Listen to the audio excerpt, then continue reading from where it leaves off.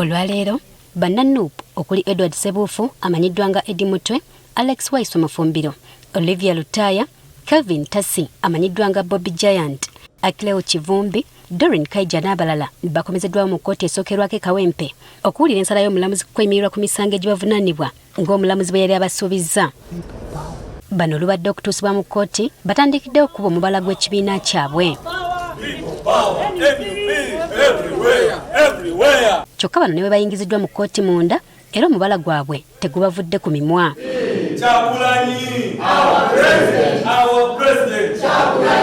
Wano bannamateeka b'abasibe we bategeereza omulamuzi ng'abantu baabwe bwe bali mu nkomyo mu bumenyi bw'amateeka kubanga ennaku amateeka zigabawa zaggwako dda. Ne Joel Ssenyonyi omwogezi wa NUP ategeezezza omulamuzi ng'abamu ku bantu baabwe bwe batali mu mbeera nnungi kale nga beetaaga okuyimbulwa basobole okufuna obujjanjabi naddala Sauda Madada eyalabibwako ng'asisema omusaayi gye buvuddeko. Bano era baagadde n'okumanya embeera munnaabwe mwali kubanga n'alipoota kkooti gye yasaba okuva jjanjabirwa terabikangako.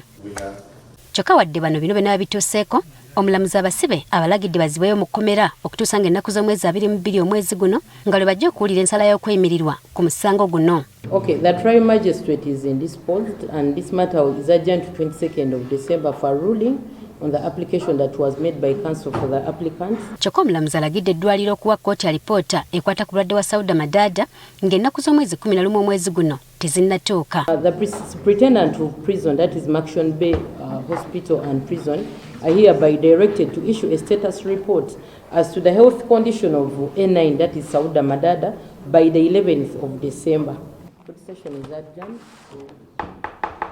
Omulamuzi olufulumya kkooti Alex Waiso Mufumbiro atandikiddewo okukyomera ebyokwerinda olw'okubayisa obubi nga ne munnawe Madada embeera mwali kati embi lwa kutulugunyizibwa. Sauda was beaten by you. You took her to condemn a place she's not supposed to be, and now you are treatment. Just treatment.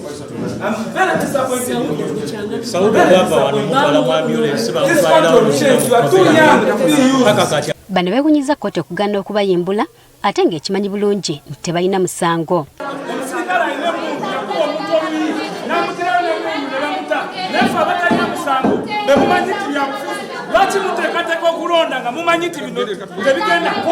Waliwo n'omukazi ateeberezebwa okuba muganda w'omu ku basibe avudde mu mbeera n'atandika okuwerekereza omulamuzi n'ab'ebyokwerinda ebisongovu olw'okugaana okuta omuntu waabwe.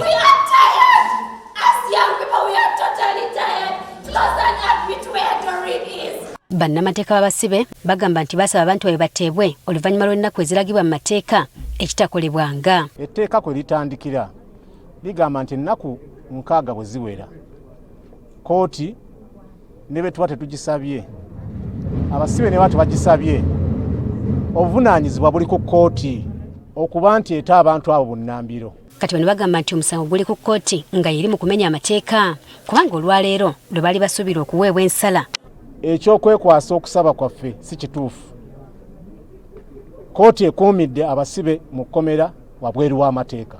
Kati bano bakalambidde nga baagala abantu baabwe bayimbulwe awatali kakwakkulizo konna. Ne ffe tubanja bantu baffe kuteebwa oba omulamuzi waali oba nedda kuba ffe etteeka litugamba kooti. N'ebbanga lye babadde okuzibwa mu kkooti nalyo bagamba nti ddene. Wano tubeera nga tusaba adjournment ne batugamba nti weeks 2 tutera basaba 3 ne tuzisaba 3 bagamba nti practice ya kooti n'ekiri mu mateeka gaffe ziba week 2. Lwaki bwe kituuka mu kwongerayo okusibwa omuntu zisukka mu weeks 2?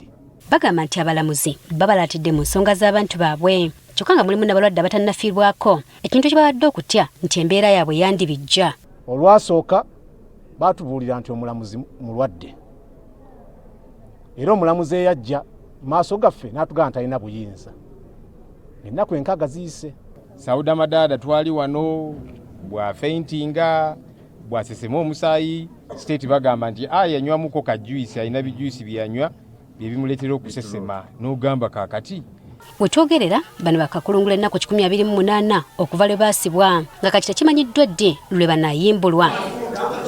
Jennifer Kabale agafeeyo ku Spark TV.